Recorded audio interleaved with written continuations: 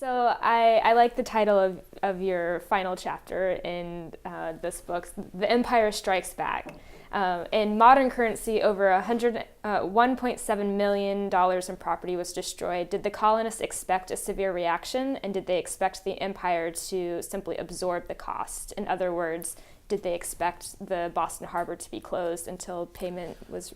Probably not. And remember, it's unclear what the response is going to be. Benjamin Franklin, who was the agent for the Massachusetts Assembly in London, thought, this is great. Now you've proven your point. What you should do now is pay the East India Company, because then they will be on your side and help Parliament back down. He didn't see this quite the same way that Samuel Adams did. Josiah Quincy also warned them at one of these big meetings that hosannas in this hall and loud cheers aren't going to resolve this crisis. We're about to unleash the most severe conflict this continent has ever seen. So I don't think they anticipated quite the way the empire would strike back. John Adams said this is the most majestic moment of all. And might have anticipated the consequences. Certainly Governor Hutchinson wants to round up whoever is responsible, but can't find them because they're all in disguise and no one knew anything about it. I don't know anyone who was there. And, and Parliament really gets angry, and actually their first target is Benjamin Franklin. He had arranged, the Massachusetts Assembly wanted him to help them oust Governor Hutchinson, so he had arranged for a hearing of the Privy Council, scheduled for mid-January. Happens 2 days after news reached London about the destruction of the tea. And Parliament is in no mood to hear the grievances of Massachusetts. No one is. These people really have gone too far this time. So the hearing turns into a public humiliation of Franklin, they blame him for starting all of the trouble. And then he is stripped of his various positions as Postmaster General and so on. And Franklin had arranged this meeting because he thought this will be a way to save the British Empire. Send over a better governor than Hutchinson and get Parliament to back down. He leaves the room thinking the empire is not worth saving.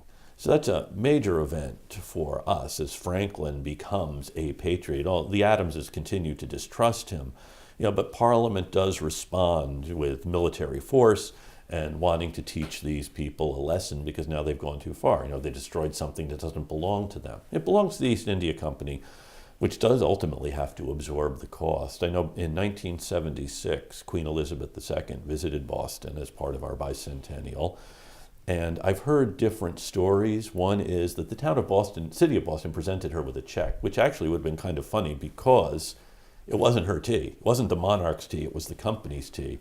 I've since heard that actually the Queen forgave the debt, which also was quite magnanimous of her because it also wasn't hers.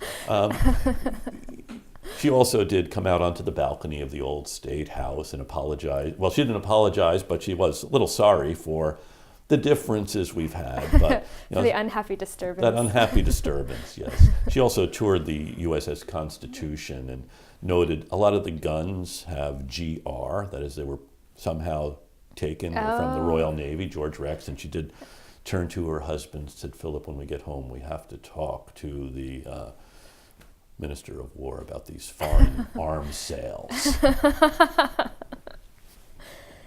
So lastly, did the events in Boston influence the decision to declare independence? Yes, they did. This was the event after which there really is no turning back. And it's not just because of the event, the destruction of the tea, it's because of the response to it.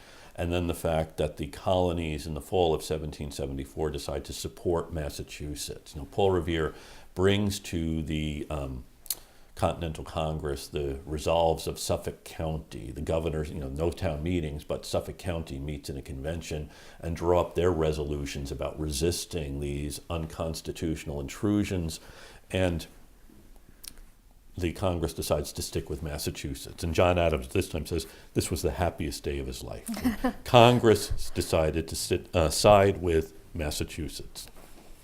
Even though it's then 2 years before Congress will declare independence, before it's clear that is going to be the goal, and it's going to be 9 years before the British Empire will acknowledge American independence. But it really is this moment with the destruction of the tea and what John Adams calls the rising of the people that signals this change. So it is the moment after which there is no turning back. Well, thank you, Dr. Thank Allison. you, Eleesha. Appreciate My it. pleasure.